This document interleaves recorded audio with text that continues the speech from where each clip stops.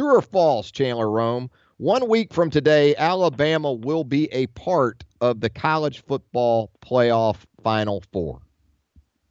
I'm going to say true. I just have this sneaking suspicion that they're going to sneak in as the number 4 seed. Obviously this weekend they're going to need to turn into TCU fans and maybe even Ohio State fans, but that would make things a little more tricky once you put Ohio State and Alabama next to each other. That would make for some spirited debate Saturday night and into Sunday morning. But I just think the way we've seen college football, the way we've seen the playoff era sort of shake out these last 3 years, is that championship weekend always kind of throws a wrench into everything. I just can't see everything going to chalk and can't see everything sort of playing out like everybody thinks it will. So put me down for chaos and put me down for true that Alabama will sneak into the college football playoff. The committee in one way would almost prefer TCU and Ohio State to win because then they could go with both, I guess, Alabama and Ohio State, although you'd have to kind of big boy TCU out of there at that point as a conference champ. But I think we both know if it comes down to TCU, Alabama, and Ohio State for 2 spots, I think we know the 2 teams that are going to get those spots. Let me give you an over-under as it relates to all this coaching transition, all this movement. I'm going to give you an over-under, Chandler Rome, for the UA football assistant staff departures from this current Nick Saban coaching staff at 1.5. You going over or under, Chandler?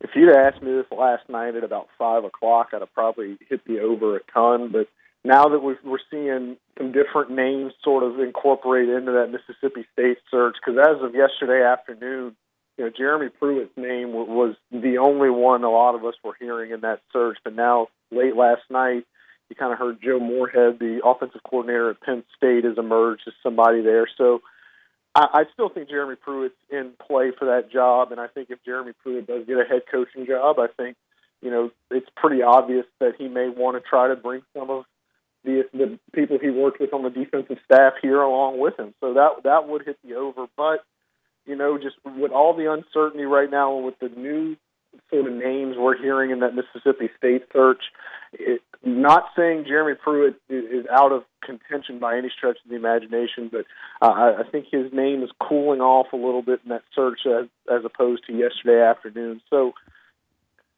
give me the under. I still think, I'll take the under for right now, but again, you call me in an hour, it may be a little bit different. Let me ask you this, Chandler. It's really fascinating because there is an SEC championship game this year. You almost wouldn't sense it based on the Alabama fan base because they're more transfixed on the Big 12 game and the Big 10 game for obvious reasons.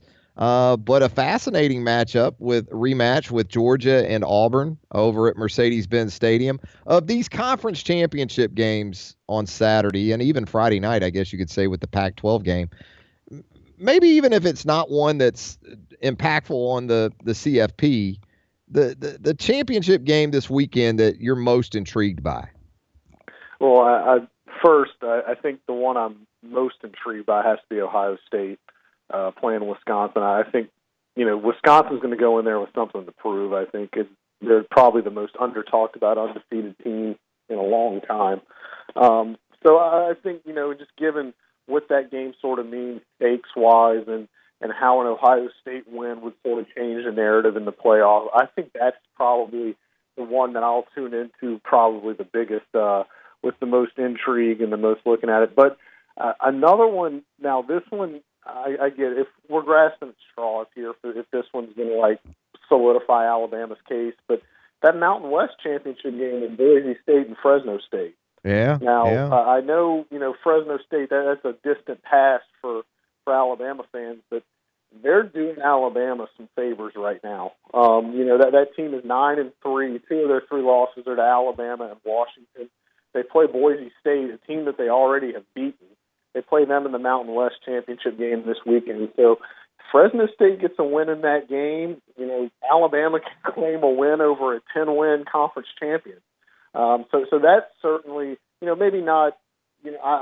to be honest with you, I don't know where I would watch the Mountain West Championship game, but I probably won't watch it with much intrigue. But that one is certainly one that if you're an Alabama fan, and you got your ESPN app open, I'd check the score of that one every now and then too. Yeah, that could be a really good game, and it's a matchup where you could have had the two Mountain West opponents that Alabama faced. Colorado State hit a little bit of a slump there under Mike Bobo in the second half of the season, but both those teams did some good things throughout the 2017 regular season. As we let you go, Chandler, pre-NCAA tournament in men's basketball, will there be a better story in the sport than Alabama's three-man performance against Minnesota over the weekend? I guess part of the downside of it all was that it was in the middle of one of the biggest football weekends. But still, when you really look at what happened up there in Brooklyn, with Alabama playing more than 10 minutes with three men on the court against Minnesota and outscoring the Golden Gophers during that time frame, could there be a better story the rest of the regular season, Chandler, than that? I don't know if better is the right word. There will not be a weirder story. There will not be a wackier story than that. I struggle to fathom how there could be one of those. But if you're from an Alabama perspective, no. I think even if they were to beat, some top-ranked team, I mean, they're gonna help. The SEC's got 3 top 10 teams right now in the AP poll. Even if they were to beat some of those teams and then get better wins, I think fans will probably remember that Minnesota game, even though they didn't get to watch it. A ton of them didn't get to watch it. They'll probably remember what that Minnesota game and everything about it, probably more than any game on the schedule this year. Just given the fight that they showed, given what Colin Sexton did. Richard Pitino called it an out-of-body experience that Colin Sexton had. Scored 21 of his 40 points after the whole bench was ejected. So I think certainly it's one of those games that even in a loss, a lot of people were encouraged, and a lot of people, it just made this team that much more likable, that much more, this is going to get more fans out there. Even in a 5-point loss, I think fans are more drawn to this team. They kind of saw what this team's made of. And, when you're out there with Galen Smith, who's played pretty well through the first couple games this season, but he's not John Petty. He's not, one of these freshmen that you're overly excited about. When you've got him, a senior in Riley Norris, who has been around, but when you've got Sexton out there doing what he did, it just makes the allure of this team that much better. And I think fans will just be very, very much more drawn to this team after what they saw, or what they saw after the fact in Brooklyn. Because I doubt anybody was watching that game at the time that it was unfolding.